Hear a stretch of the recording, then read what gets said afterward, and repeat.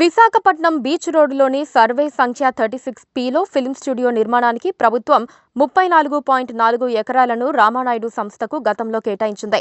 ప్రస్తుతం రామానాయుడు స్టూడియోకు నోటీసులు జారీ చేసింది. స్టూడియో కోసం స్థలం కేటాయించినప్పుడు ప్రభుత్వం విధించిన నిబంధనలకు విరుద్ధంగా వ్యవహరించినందుకు విశాఖపట్నం జిల్లా collector Harendra Prasad show cause notice జారీ చేశారు.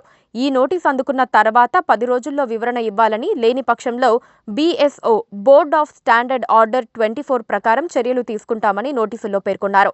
ఈ నెల 8న రెవెన్యూ అధికారులు రెవెన్యూ శాఖ ప్రత్యేక ప్రధాన కార్యదర్శి సిసోదియా ఆదేశాల మేరకు నోటీసు అందజేశారు. మరోవైపు పరిశ్రమల పేరుతో భూములు తీసుకుని ఏళ్ల తరబడి వాడుకోకుండా వదిలేసిన వారిపై ఏపీఐఏసీ ఫోకస్ పెట్టింది.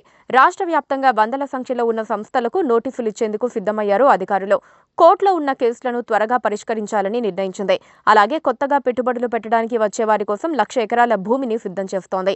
ఇండస్ట్రియల్ పార్కుల్లో ఖాళీ స్థలాలు, వాటిని తీసుకున్న వారి వివరాలను జోనల్ మేనేజర్ల నుంచి సమాచారం సేకరించే పనిలో ఉన్నారు. ఆ తర్వాత ఆ వివరాల ఆధారంగా నోటీసులు పంపిస్తున్నారు. ఆ తర్వాత పారిశ్రామికవేత్తలతో మాట్లాడి పరిశ్రమ పెట్టడానికి ఆసక్తి ఉందా లేదా అని తెలుసుకుంటారు. లేకపోతే భూ కేటాయింపు రద్దు చేస్తారు. రాష్ట్ర వ్యాప్తంగా చాలా మంది భూములు తీసుకుని పరిశ్రమలు పెట్టకుండా ఖాళీగా ఉంచారు. దీంతో ప్రభుత్వం కొత్తగా పెట్టుబడులు పెట్టేవారికి భూములు ఇవ్వలేకపోతోందట. అందుకే ఏపీఐఏసీ ఇప్పుడు ఆ భూములను వెనక్కి తీసుకోవాలని చూస్తోంది. వాస్తవానికి భూములు కేటాయించాక 90 రోజుల్లోగా రుసుము చెల్లించాలి. భూమిని అప్పగించిన అనంతరం 2 ఏళ్లలోపు పరిశ్రమను పూర్తి చేయాలి. కానీ చాలా మంది అసలు పనులు ప్రారంభించలేదని తేలింది. దాదాపు 20,000 ఎకరాల భూమిని పరిశ్రమలు పెట్టకుండా వదిలేశారని అంచనా వేస్తున్నారు అధికారులు.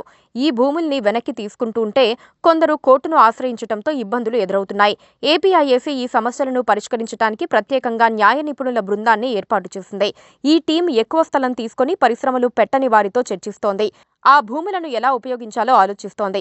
రాయలసీమలో తప్ప మిగిలిన ప్రాంతాల్లో పెద్ద మొత్తంలో భూములు లేవు. కోస్తా జిల్లాల్లో పెట్టుబడిదారులకు స్థలాలు చూపించడం ప్రభుత్వానికి కష్టంగా మారింది. అక్కడ పారిశ్రామిక వాడల్లో ఖాళీ స్థలాలను వెనక్కి తీసుకోవడంపై ప్రభుత్వం దృష్టి పెట్టింది. Please subscribe to KTV Telugu. KTV Telugu. KTV